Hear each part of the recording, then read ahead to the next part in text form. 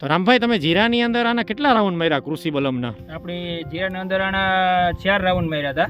ક્યારથી રાઉન્ડ ચાલુ કર્યા હતા તમે? આપણે લગભગ પહેલા રાઉન્ડ ની થી 20 દિન જીરો છે ને ત્યાંથી ચાલુ કર્યા.